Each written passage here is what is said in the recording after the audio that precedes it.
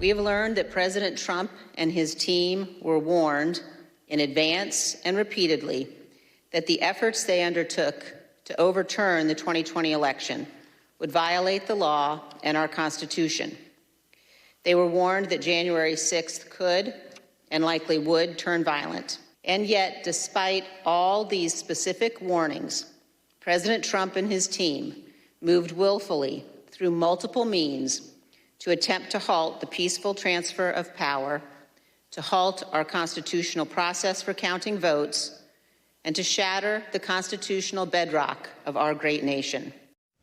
It was January 6th Select Committee Vice Chairwoman Liz Cheney earlier this week summing up a significant finding from the panel that Donald Trump knew that his efforts to overturn an election he lost were illegal, but he went ahead with it anyway. It's a serious point with serious implications for any kind of investigation into January 6th. We're back with Katie Benner and Michael Steele. Katie, I imagine there's some exasperation on the part of DOJ with these kinds of questions, but Liz Cheney could not be more pointed about criminality and about the specific codes that she thinks Donald Trump violated. And I think she's talking, among other things, about the obstruction of official proceeding. Is there any acknowledgement that those are serious crimes that are worthy of investigation? I mean, I don't know if the Justice Department is exasperated. I think that from the Justice Department's point of view is the Justice Department's point of view is this: is Liz Cheney somebody they can put in a witness box before 12 jurors and can she, with just those public assertions, secure a guilty conviction against a former president? Is that enough? I mean, and is that how you start a criminal investigation? It was interesting that you used the analogy of a mob boss earlier, because even investigations into mob bosses do not start with a criminal investigation, including the use of process, subpoenas, warrants, etc., against the mob boss. They're usually built from the ground up, first going after lower level lieutenants, trying to figure out what they can find in their communications, in their records, in their financial records, that eventually lead them not just to the mob boss, but to an actual crime committed that they can prove before a jury of 12 people. So I do agree that Liz Cheney and other committee members have made very searing and very serious allegations. They've said things that are extremely alarming, but I don't think that the Justice Department can use them as convincing witnesses in a jury. So I think for the department, I don't know that they're exasperated by Liz Cheney, because I think they see their job as a little bit different. The committee wants to pull together as much information as they can, top down, starting with Donald Trump, starting with his lieutenants, and starting with people like the rally organizers, to paint a very full narrative of what they see as the events of January 6th that led up to them.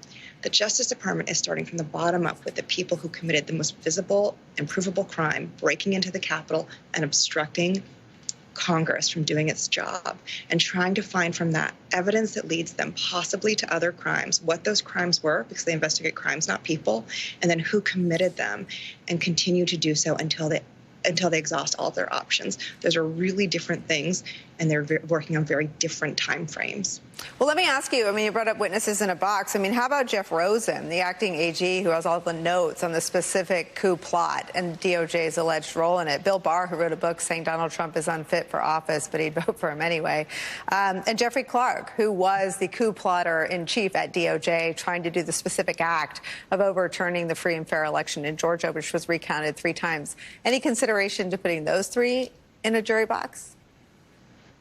Well, I think if they put Jeff Rosen in the jury box, they'd lose immediately, because Rosen said in his testimony, I have no idea what Trump was doing or his state of mind. He could only speak to what he knew, which was his limited interactions with Jeff Clark. Now, he did know that Trump wanted to fire him, but again, when he's pressed on that by the committee, he says, well, Trump can fire me. He's my boss. That's totally within the realm of possibility, even if he disagrees with the reason for why. And so again, the Justice Department does need to build a case, and they do need to use as much evidence as possible. And we have a lot of things in public view that are extremely damning. But I'm not sure what for example, Bill Barr saying that the president's unfit to be president. Is it a crime to be unfit to be president? Is there a part of the U.S. criminal code that says being unfit to be president is a crime that puts you in jail for so many months. I mean, that is the narrow world within which the Justice Department's working. And Merrick Garland has said that this is slow work, which is extremely unsatisfying to a public that wants immediate accountability. And so I do think he thinks about that because he's publicly said it. And I do think that he understands that that mismatch creates all sorts of public concern and that it's understandable for that to happen in some ways because that disconnect is really difficult to process. But I think that the department also sees itself as doing a job that kind of outlasts the committee. For example, if the committee's disbanded, federal prosecutors are still going to do the job that they have set out to do. If the committee gives them a referral and they don't think the referral is strong, they do not need to act on it. If, the committee if there's a new committee, a Republican-led committee, and they refer something about Hunter Biden to the Justice Department, the department will evaluate it and will or will not act on it based on whether or not they think that it's strong. So they see themselves apart from political timelines as well. And they do understand this is extremely, extremely frustrating. Well, and I think the frustration isn't in this partisan, pressure cooker, Michael Steele. I think it comes from the disorienting nature of a federal judge in Central California saying likely felonies were committed by Mr. Eastman and Donald Trump. And if you don't do anything, it's going to happen again. I don't think the anxiety, I frankly think the American left is when Mueller found, 10 acts of criminal obstruction of justice and decided to do nothing and Bill Barr flushed the whole thing down the toilet. I don't know that this is a right-left thing. I think this is a broken rule of law in America, that it seems, and I also talked to someone who thinks that the Justice Department is proving it's not political by being in the very advanced stages, I think, based on some reporting in Katie's paper, of investigating Hunter Biden. That's their, let me show you how not political we are. But they have not shown any interest. Listen, I'm not as familiar with the criminal code, which is why when Liz Cheney reads from it and says Trump did this, I find it intriguing. Which crimes apply to which people? And I think to the degree there's exasperation, it's sort of this fog and muddle of people inside the legal establishment calling Donald Trump's conduct of trying to overturn an election a coup plot, a crime against democracy. And this as Katie said, we don't see any crimes yet. I don't know. We got to start at the bottom with the guy that parked the car for the insurrectionist. Right. You just encapsulated the frustration of so many millions of Americans. And I have to go back and say, I really, really appreciated what you just heard from Katie, because she laid out in a very clear and responsible way exactly how this process is playing out, exactly how in many respects it's supposed to play out. And that's our frustration watching this unfold, because we have judges who are saying, oh, there's something here. There's more than a there. And we have, members of the committee pronouncing what some of those findings are. There are breadcrumbs that are being laid out by this committee. You don't have the full loaf. You have the crumbs.